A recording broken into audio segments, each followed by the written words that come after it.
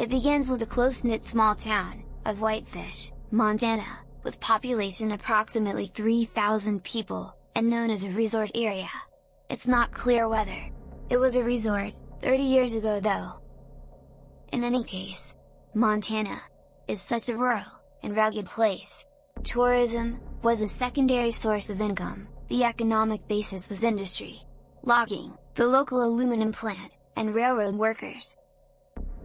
It all centers around a 14-year-old girl named Robyn Pettinato, who was born on November 12, 1960, and was much like any other teenager girl anywhere in the world at the time.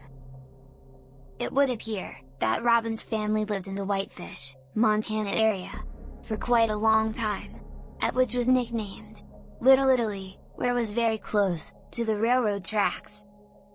On July 5, 1975, Robyn went to watch a softball game in Whitefish, Montana, while walking alone on West 2nd Street, towards a softball field, en route to a residence just 2 houses down from her own. She then vanished into thin air, and has never been heard from again. Before her disappearance, Robyn was wearing a tan pattern halter top, cut of jean shorts, and had no shoes on. She left her purse at home.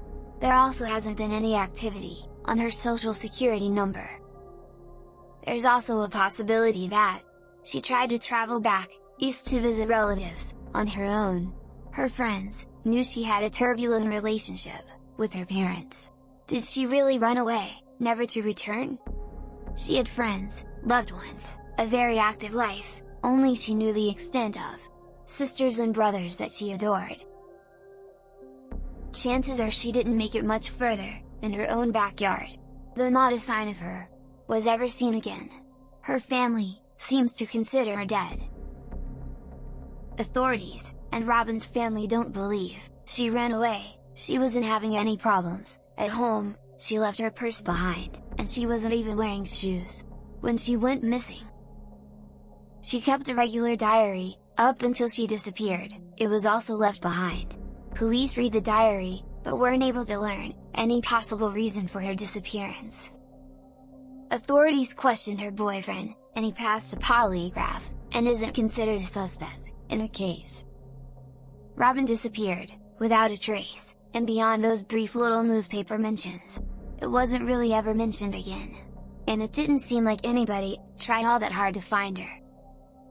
There were no flyers posted around as there had been when the girls and Marion went missing. No reward offered.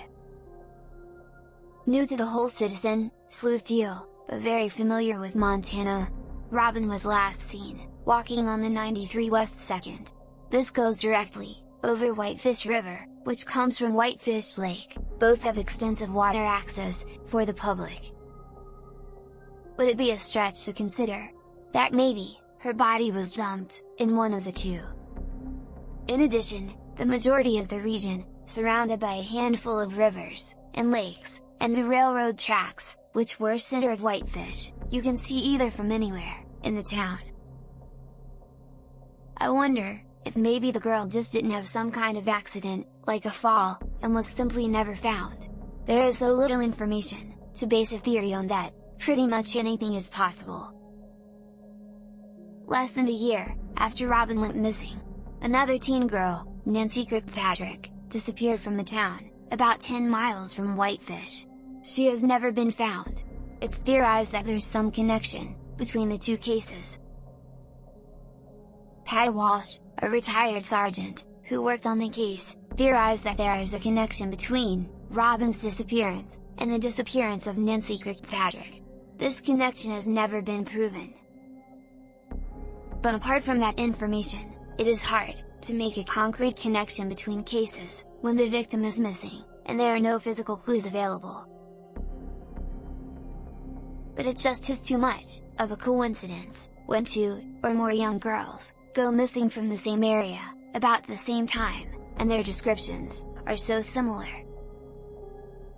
Her parents are both deceased, but she left behind 2 brothers and a sister, who are searching for her. Her case remains unsolved.